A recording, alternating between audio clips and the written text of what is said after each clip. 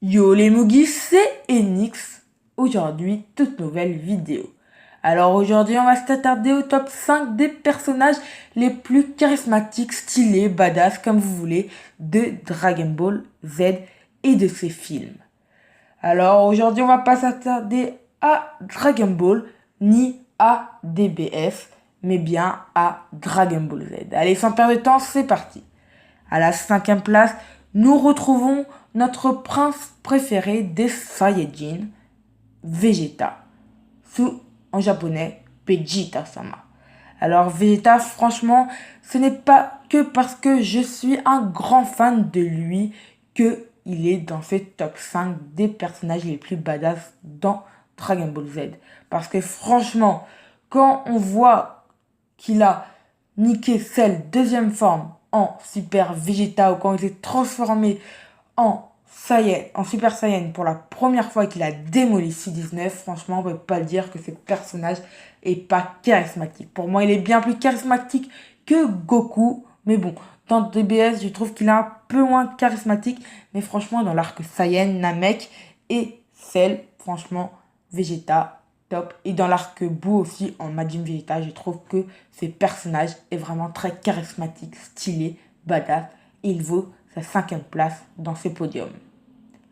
À la quatrième place, nous retrouvons le Super Saiyan légendaire Broly dans le film 8, mais aussi dans le film 10 de Dragon Ball Z. Et franchement, ce personnage, c'est un des personnages les plus réussis des films, juste après Tapion, selon moi. Ce n'est que mon avis. Vous pouvez avoir votre propre avis et vous pouvez le dire en commentaire.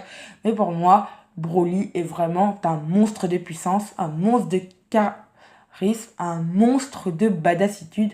Franchement, il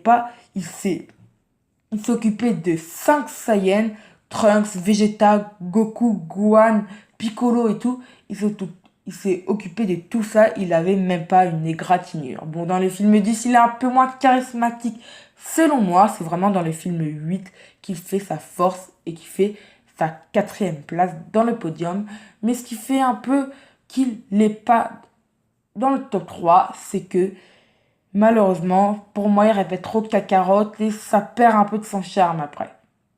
À la troisième place, nous retrouvons Trunks quand il a tué Freezer et que Trunks quand il a tué Freezer.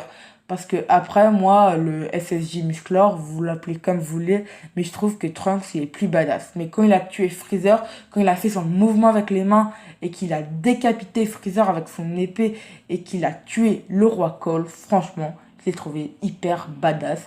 Lui, il avait pas le temps. C'était pas Goku qui prend 100 000 ans, 58 épisodes à battre Freezer. Lui, même pas 2 minutes, il fait son geste de main, il coupe en rondelle Freezer avec son épée, il tue le roi Gold, et c'est basta, c'est terminé. Trunks, pour moi, il est vraiment badass, et il restera badass dans ces moments-là. Parce que dans DBS, il est déjà un peu moins badass, et dans l'arc de Cell, il est badass, mais moi, franchement, la période vraiment très grande de badassitude de Trunks, c'était quand il a tué Freezer. C'était un court moment, mais franchement, j'ai trouvé que c'était vraiment cool et que c'était un des meilleurs épisodes de Dragon Ball Z. À la deuxième place, nous retrouvons Gohan SSJ2. Non, pas Gohan SSJ2 à l'arc bout, mais Gohan bien SSJ2 à l'arc Cell. Franchement, quand C16, il s'est fait laminer par Cell, Gohan s'est transformé en SSJ2. La mise en scène de cette transformation, je l'ai trouvé hyper stylée. Avec l'oiseau en fond derrière et la musique, je l'ai encore dans la tête. C'est vraiment très poignant. Et Gohan, après le résultat, c'est vraiment énorme. Il a décapité tous les Cell Junior en un rien de temps. Et il a pulvérisé Cell avec son énorme Kamehameha. Bon, avec l'aide de Goku, mais franchement, c'était pas badass quand il a tué les Cell Junior. C'était pas badass avec son Kamehameha quand il a fait son Kamehameha familial avec Goku. C'était pas badass quand il a laminé Cell. Franchement, je trouve que Gohan vaut largement la deuxième place des personnages les plus badass, charismatiques, stylés de Dragon Ball Z. Et nous attaquons à la première place du podium. Et la première place, le personnage qui occupe la première place des personnages les plus charismatiques de Dragon Ball Z n'est autre que Yamcha. Non, plus sérieusement, à la première place, nous retrouvons Gogeta, la fusion de Goku et Vegeta dans le film 12, si je m'en souviens bien, contre Janemba. Franchement, Gogeta, il est hyper badass. Lui, il n'avait pas le temps, c'est comme Trunks, il n'a même pas parlé. Il a fait une attaque et il a pulvérisé Janemba qui avait défoncé Goku SSJ3 pour moi.